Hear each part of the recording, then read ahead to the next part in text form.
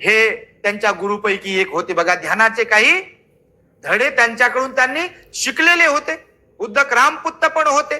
त्यांचीही त्यांना आठवण झाली होती ज्ञानप्राप्तीच्या नंतर. जेव्हा उपदेश करण्याचा त्यांना म्हणजे मार्ग खुला झाला तेव्हा त्यांना उद्धक रामपुत्त आणि आलार कालमाची आठवण झाली की हे दोघे जे आहेत पात्र आहेत ज्ञान ग्रहण करण्यासाठी, मी त्यांनाच उपदेश करू शकतो. परंतु भगवंताने त्यांचं भूत भविष्य वर्तमान पाहिलं.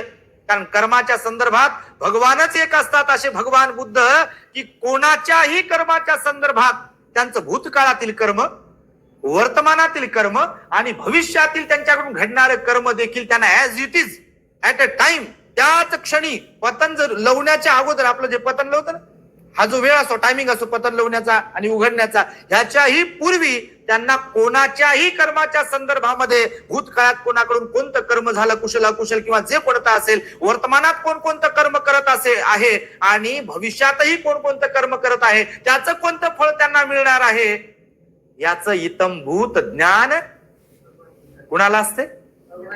भगवान सम्यक संबुद्धाला असते. आणि म्हणून त्यांना सर्वज्ञ म्हणतात बघा. सर्वज्ञ शब्द ऐकला तुम्ही कधी? सर्वज्ञ म्हणजे सर्व जाणकार. आणि सर्व जाणकार काय? तर व्यवहारातल्याच गोष्टी नाही, तर अध्यात्मातील गोष्टी, दुःखमुक्तीच्या मार्गातील गोष्टी, भवचक्राच्या मार्गातील गोष्टी, आणि ह्या सगळ्या गोष्टी भगवान बुद्धांना अवगत असतात. म्हणून ते 9 गुणांनी, विशेष 9 गुणांनी परिपूर्ण असतात आपले भगवान. किती? विशेष 9 गुणांनी युक्त असतात, जे गुण कोणाकडेच नसतात. इति पिसो भगवा अरहं सम्मा संबुद्धो विद्याचरण संपन्नो सुगतो लोकविदु अनुत्तरो पुरीस धम्म सारथी सत्ता देव मनुसानं बुद्धो भगवाती. हे पाली भाषेत मध्ये सांगितलेले आपल्या भगवंतामध्ये असलेले विशिष्ट प्रकारचे 9 गुण आहेत बघा. मागे याच्यावरती आपण प्रवचन दिलेलं आहे, पुस्तक रूपाने पण ते प्रकाशित केलेलं आहे. मी हे सांगतो यासाठी की मग ते भगवान बुद्ध या 31 लोकांपैकी प्रत्येक जीवाच्या बद्दल, प्रत्येक जीव, भूचर जलचर असतील किंवा हवेतले असतील, 2 पायाचे, 4 पायाचे, बहुपायाचे, सूक्ष्म विशाल, जे कोणते जीवजंतू प्राणी आहेत, मनुष्य वगैरे सगळे त्यामध्ये आले, त्या सगळ्यांच्या कर्मविपाकाबद्दल भगवान बुद्ध जाणू शकतात. आणि म्हणून भगवान बुद्धांनी ज्ञानप्राप्तीनंतर हे 2 महिने अलटून पलटून त्या ज्ञानाला जेव्हा तपासलं तेव्हा त्यांना लक्षात आलं की आलार कालम असे आहेत की ते ह्या ज्ञानाला ग्रहण करू शकतात, श्रवण करू शकतात. उद्धक रामपुत्त पण असे आहेत की त्यांची पण ऍबिलिटी, त्यांची पण पात्रता आहे की त्यांना मी जर सांगितलं तर उपदेश ग्रहण करू शकतात, स्वीकारू शकतात, विश्वास ठेवू शकतात. पण पुढच्याच क्षणाला त्यांना समजलं की उद्धक रामपुत्त ही इथे राहिलेले नाही आहेत आणि आलार कालमही इथे राहिलेले नाहीये, म्हणजे ते जिवंत नाही आहेत, ते मृत्युमुखी पडलेले आहेत. आणि म्हणून त्यांना मी उपदेश आता करू शकत नाही, कारण ते मनुष्य नाही आहेत सध्या. तर मग कोण आहे? तर त्यांनी आपल्या दिव्य बलाने पाहिलं की हे 5 परिव्राजक जे होते, मी सुजाताची खीर ग्रहण करण्याचा जेव्हा विचार केला तेव्हा या सगळ्या 5ही लोकांनी असा विचार केला माझ्याबद्दल की सिद्धार्थ गौतम बोधिसत्व काही आता बुद्ध होत नाही, कारण त्याने खाण्याचा मार्ग अवलंबलेला आहे. आतापर्यंत व्रत वैकल्य केलं त्यांनी, एका तांदळाच्या दाण्यावरती, एका फळाच्या थोड्याशा भागावरती किंवा उपवासी पोटी त्यांनी एवढे दिवस घालवले.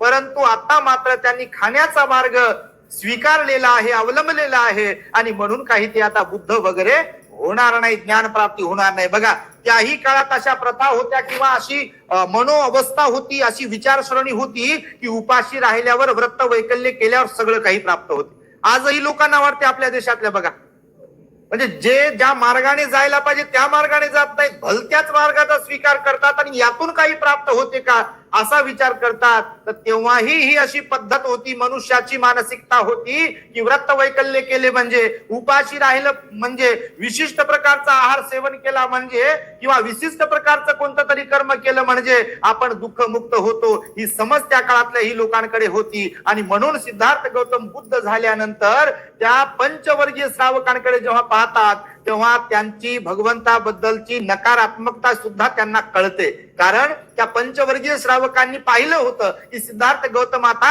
भोजन करण्याच्या विचारात आहेत आणि त्यामुळे त्यांनी त्यांना सोड चिठ्ठी दिली होती.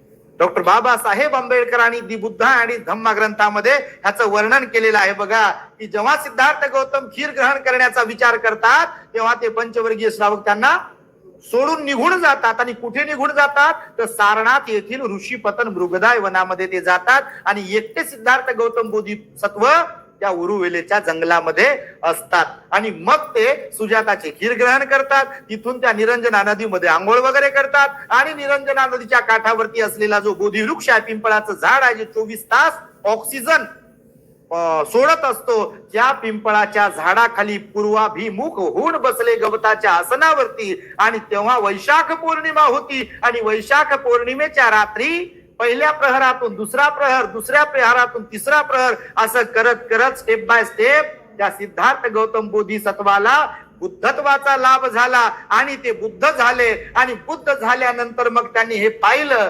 परंतु त्याच्या अगोदर जो गैरसमज झाला होता त्या पंचवर्गीय श्रावकांना, म्हणून ते निघून गेले होते. मग भगवान बुद्धांनी या या आषाढ पौर्णिमेच्या दरम्यान आपल्या दिव्य दृष्टीने पाहिलं की ते 5 लोक कुठे आहेत.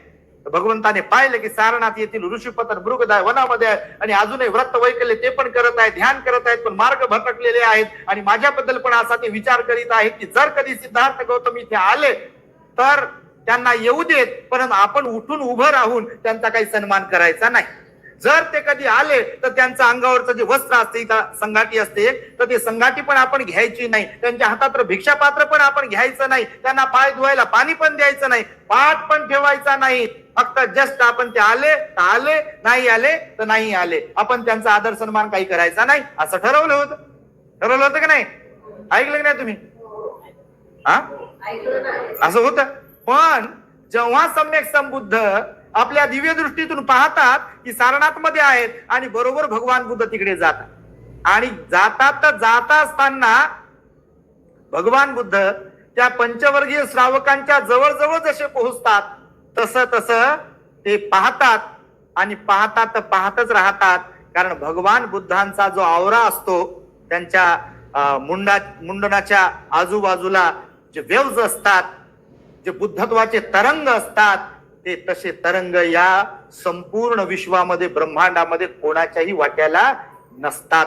म्हणून ना कधी कोणी इथे भगवान बुद्धांच्या शरीरासारखं असते आणि ना कधी कोणी इथे भगवंताच्या मनोअवस्थेसारखं असते. म्हणून काय म्हटलेलं आहे, यं किंची रतनं लोके विद्यती विविधा पुतु रतनं बुद्ध समंग नत्थी तस्मा सोती भवन्तु मे, किंवा तस्मा सोती भवन्तु ते. म्हणजे बुद्ध रत्नासारखं, म्हणजे बुद्धासारखं इथे कोणीच नाहीये. आणि म्हणून भगवान बुद्धाने तिथे जात असताना पण काही